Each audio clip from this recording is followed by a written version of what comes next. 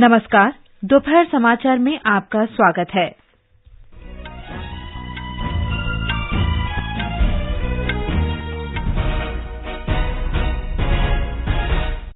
रक्षा मंत्री राजनाथ सिंह ने राजनीतिक दलों और नेताओं से संसद या राष्ट्रपति को किसी भी तरह के विवाद में शामिल करने से बचने का आग्रह किया। स्वास्थ्य मंत्री मनसुख मांडविया ने नई दिल्ली में भारतीय फार्मा और चिकित्सा उपकरण पर अंतर्राष्ट्रीय सम्मेलन का उद्घाटन किया। केंद्र सरकार में राष्ट्रीय जनतांत्रिक गठबंधन सरकार के आज 9 वर्ष पूरे। मध्य प्रदेश में कूनो राष्ट्रीय उद्यान में चीता स्थानांतरण परियोजना की समीक्षा और निगरानी के लिए केंद्र ने संचालन समिति का गठन किया। कुआलालंपुर में मलेशिया मास्टर्स बैडमिंटन टूर्नामेंट में पीवी सिंधु और एचएस प्रणॉय सिंगल्स सेमीफाइनल में पहुंचे और लंदन में FIH हॉकी प्रो लीग का यूरोपीय चरण आज से शुरू।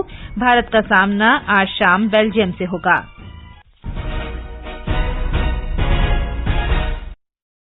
दोपहर समाचार के साथ मैं फरहत नाज।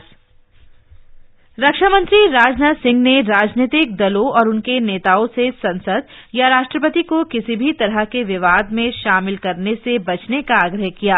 एक ट्वीट संदेश में आज उन्होंने इस बात पर जोर दिया कि नया संसद भवन भारत के लोकतांत्रिक संकल्प तथा 140 करोड़ भारतीय नागरिकों की आकांक्षाओं की एक शक्तिशाली अभिव्यक्ति के रूप में तैयार हुआ है। रक्षा मंत्री ने कहा कि नए संसद भवन का उद्घाटन समारोह एक अभूतपूर्व ऐतिहासिक अवसर का साक्षी बनने को तैयार है और इस सदी में इसके समानांतर कोई घटना नहीं है। उद्घाटन समारोह के बारे में स्पष्ट करते हुए राजनाथ सिंह ने कहा कि यह समारोह नए संसद भवन के आधिकारिक उद्घाटन का अवसर है और कोई संसदीय सत्र इसमें नहीं बुलाया गया है।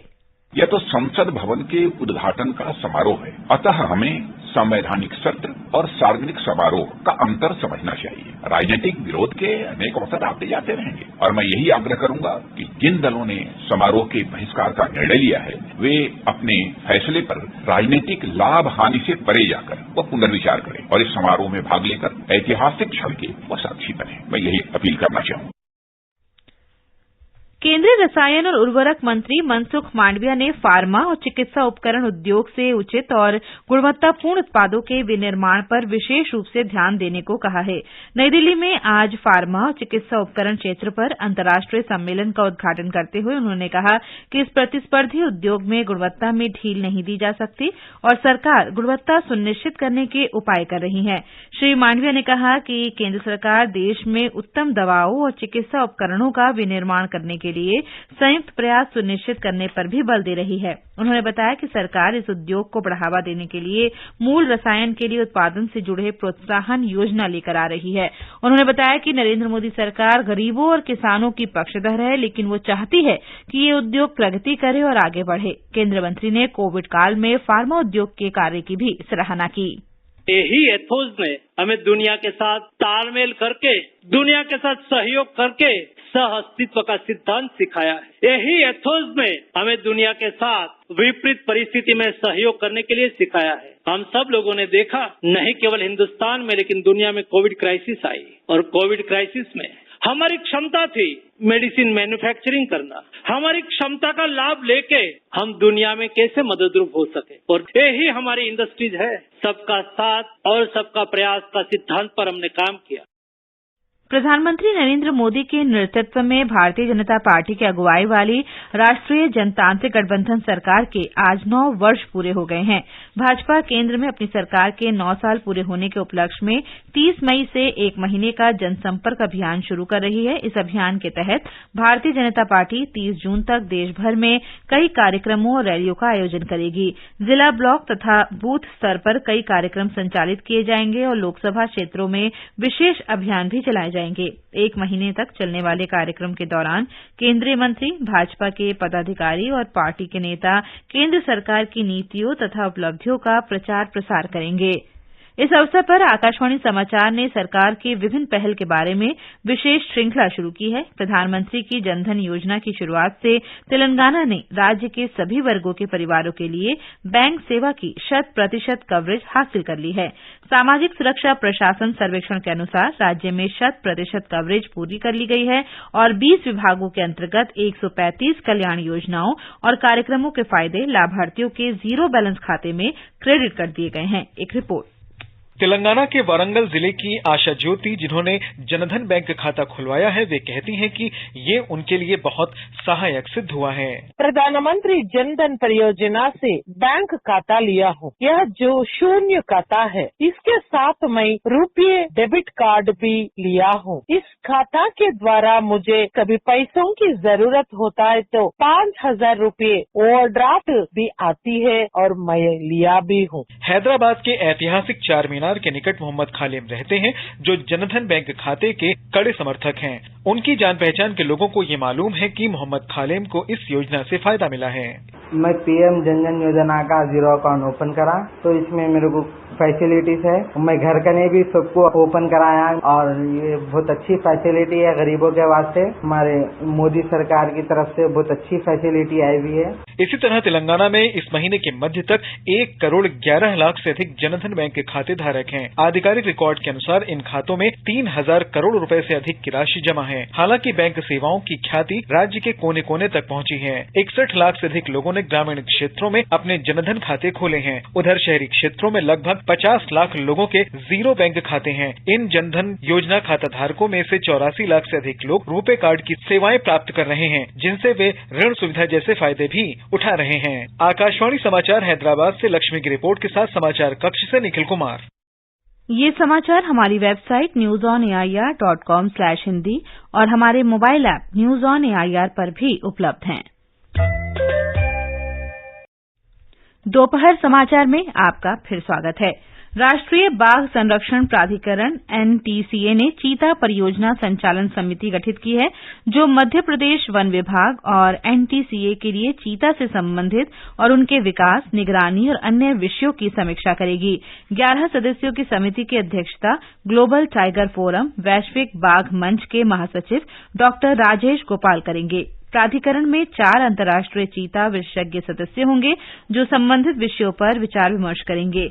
ये समिति पर्यावरण पर्यटन के लिए चीता पर्यावास शुरू करने के लिए जिम्मेदार होंगे और परियोजना गतिविधियों में उनकी सहभागिता के लिए विनियमों और समुदाय के इंटरफेस पर सुझाव देंगे।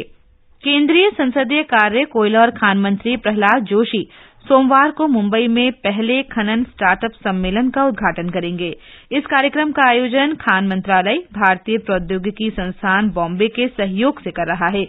बैठक में नवाचार और नई तकनीकों पर ध्यान केंद्रित किया जाएगा, जो कार्यक्षमता में सुधार करने तथा सुरक्षा उपायों को बढ़ाने में सहायक होंगे। इसके अलावा ये सम्मेलन खनन और धातु विज्ञान के क्षेत्र में स्वायत्तता का निर्माण करने में मददगार साबित होगा। रक्षा मंत्री राजनाथ सिंह ने कहा है कि प्रौद्योगिकी से उन्नत बनी सेना राष्ट्र के हित सुरक्षित करने में महत्वपूर्ण है। रक्षा अनुसंधान और विकास संगठन के अकादमिक सम्मेलन का उद्घाटन करते हुए श्री सिंह ने जोर देकर कहा कि भारत जैसे देश के लिए ये महत्वपूर्ण है कि प्रौद्योगिकी से उन्नत बनी सेना सीमाओं पर दोहरी चुनौती का सामना करती है। रक्षा मंत्री ने बल देकर कहा कि सहयोग और सामूहिक प्रयासों के माध्यम से विकसित प्रौद्योगिकी दोनों सिविल और रक्षा क्षेत्रों में उपयोगी सिद्ध होती है। रक्षा मंत्री ने कहा कि यह भागीदारी भारत को रक्षा प्रौद्योगिकी में अग्रिम राष्ट्र बनाने में सहायक सिद्ध होगी। केंद्र शासित प्रदेश जम्मू कश्मीर में कश्मीर संभाग के मंडल आयुक्त विजय कुमार भिदुड़ी ने हज पर जाने वाले तीर्थयात्रियों की यात्रा से संबंधित प्रबंधों की समीक्षा करने के लिए अधिकारियों की बैठक बुलाई। इस अवसर पर मंडल आयुक्त ने कहा कि G20 शिखर बैठक की सफलता और त्रुटि रहित प्रबंध करने के बाद ऐसे ही उपाय हज यात्रियों की सहूलियत के लिए किए जाएंगे। उन्होंने पेयजल और हज हाउस में निर्बाध विद्युत आपूर्ति की पर्याप्त सुविधा प्रदान करने के अलावा नियमित स्वच्छता से संबंधित निर्देश दिए। जम्मू कश्मीर के उपराज्यपाल मनोज सिन्हा ने मध्य कश्मीर में गंदरबल में प्रमुख अवसंरचना परियोजनाओं का लोकार्पण किया है। श्री सिन्हा ने इस अवसर पर कहा कि गंदरबल के लोगों को परियोजनाएं समर्पित करना जिले के विकास में तेजी लाने की सरकार की प्रतिबद्धता का प्रमाण है। राष्ट्रपति द्रौपदी मुर्मू झारखंड की अपनी 3 दिवसीय यात्रा संपन्न करके आज नई दिल्ली के लिए रवाना हो गईं। राष्ट्रपति के झारखंड दौरे से बुनियादी ढांचे के विकास, तकनीकी समझ, सुलभ न्यायिक प्रणाली, उच्च शिक्षा में वृद्धि, उद्यमिता और आदिवासी महिलाओं के सशक्तिकरण के नई संभावनाएं उजागर हुई हैं। एक रिपोर्ट। राष्ट्रपति द्रौपदी मुर्मू का 3 दिवसीय झारखंड दौरा आज सुबह नई दिल्ली के लिए रवाना होने के साथ ही संपन्न हुआ। राजभवन में कल शाम उनका भव्य सांस्कृतिक कार्यक्रमों के साथ गर्मजोशी से स्वागत किया गया। राष्ट्रपति द्रौपदी मुर्मू देवघर के बाबा बैद्यनाथ धाम मंदिर में पूजा अर्चना करने वाली चौथी और सबसे कम उम्र की राष्ट्रपति बन गई हैं। उन्होंने रांची में झारखंड उच्च न्यायालय के नवनिर्मित ग्रीनफील्ड भवन का उद्घाटन और राष्ट्र को समर्पित किया। राष्ट्रपति द्रौपदी मुर्मू पिछले 5 वर्षों में किसी भी IIIT के दीक्षांत समारोह में शामिल होने वाली पहली राष्ट्रपति हैं। राष्ट्रपति ने भारतीय सूचना प्रौद्योगिकी संस्थान रांची में लड़कियों के शानदार प्रदर्शन और तकनीकी पाठ्यक्रम में उनकी बढ़ती भागीदारी की प्रशंसा की। राष्ट्रपति द्रौपदी मुर्मू ने कहा कि झारखंड के आदिवासी पहले से अधिक सशक्त हुए हैं। शिल्पी, आकाशवाणी समाचार, रांची। ये समाचार आकाशवाणी से प्रसारित किए जा रहे हैं। ताजा समाचार जानने के लिए आप हमारे Twitter handle @AIR News Hindi को फॉलो कर सकते हैं। ये आकाशवाणी है।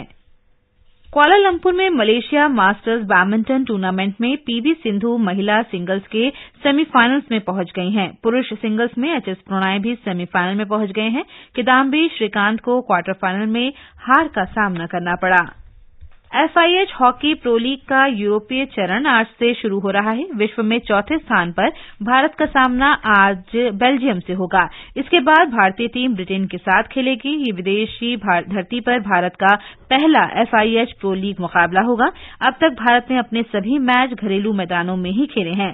भारतीय टीम यूरोप में 8 मैच खेलेगी, जिनमें से 4 मुकाबले लंदन में और 4 अन्य मैच नीदरलैंड्स के आइंडहोवन में खेले जाएंगे। भारत वर्तमान में 8 मैचों में 19 अंकों के साथ अंक तालिका पर शीर्ष में है।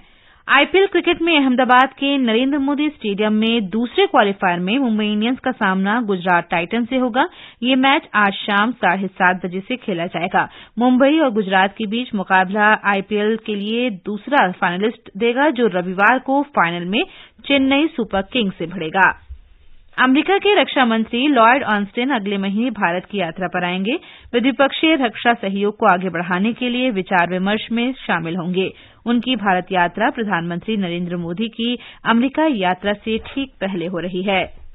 अमेरिका के खाद्य और दवा प्रशासन विभाग ने कोविड के उपचार के लिए फाइजर का ओरल एंटीवायरल वयस्कों के लिए पैक्सलोविड को मंजूरी दी है। इस विभाग द्वारा वयस्कों में कोविड के उपचार के लिए पहली ओरल एंटीवायरल पिल को अनुमति दी गई है। मौसम विभाग ने पश्चिमी विक्षोभ के कारण आज उत्तर पश्चिम हिस्सों में वर्षा की संभावना व्यक्त की है। पश्चिमी हिमालयी क्षेत्र के अधिकांश स्थानों पर गरज और तेज हवाओं के साथ वर्षा होने का अनुमान है। चंडीगढ़ मौसम विभाग के निदेशक मनमोहन सिंह ने आकाशवाणी समाचार से विशेष बातचीत में मौसम के बारे में जानकारी दी। 23 मई से जो है वो वेस्टर्न डिस्टर्बेंस का इफेक्ट चल रहा है। भारत में बारिश हो रही है। पंजाब हरियाणा में पिछले दिनों में अच्छी बारिश हुई है। टेम्परेचर में काफी गिरावट दर्ज की। 22 तारीख को जो टेम्परेचर थे पंजाब और हरियाणा में 45 डिग्री तक चले गए थे, लेकिन अभी जो टेम्परेचर है कम से कम 10 डिग्री तक जो है वो उसमें गिरावट दर्ज की गई। जो टेम्परेचर है पंजाब और हरियाणा के अपने 32 और 35 डिग्री के बीच चल रहे हैं। और अभी जो वेस्टर्न डिस्टर्बेंस का इफेक्ट है आज भी रहेगा। आज भी मैनी प्लेसेस पे बारिश और हो सकती है, लेकिन कल से जो WD का इफेक्ट कम रहेगा, लेकिन जो टेम्परेचर है वो ज्यादा नहीं बढ़ेगा।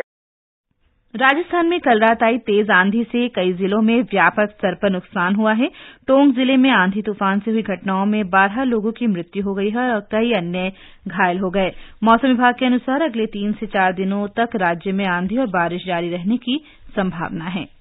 और अंत में मुख्य समाचार एक बार फिर। रक्षा मंत्री राजनाथ सिंह ने राजनीतिक दलों और नेताओं से संसद या राष्ट्रपति को किसी भी तरह के विवाद में शामिल करने से बचने का आग्रह किया। स्वास्थ्य मंत्री मनसुख मांडविया ने नई दिल्ली में भारतीय फार्मा और चिकित्सा उपकरण पर अंतर्राष्ट्रीय सम्मेलन का उद्घाटन किया। केंद्र में भारतीय जनता पार्टी के नेतृत्व में राष्ट्रीय जनतांत्रिक गठबंधन के आज 9 वर्ष पूरे। मध्य प्रदेश में कूनो राष्ट्रीय उद्यान में चीता स्थानांतरण परियोजना की समीक्षा और निगरानी के लिए केंद्र ने संचालन समिति का गठन किया। कुआलालंपुर में मलेशिया मास्टर्स बैडमिंटन टूर्नामेंट में पीवी सिंधु और एचएस प्रणॉय सिंगल्स सेमीफाइनल में पहुंचे और लंदन में FIH हॉकी प्रो लीग का यूरोपीय चरण आज से शुरू। भारत का सामना आज शाम बेल्जियम से होगा। इसके साथ ही दोपहर समाचार का ये अंक समाप्त हुआ। नमस्कार।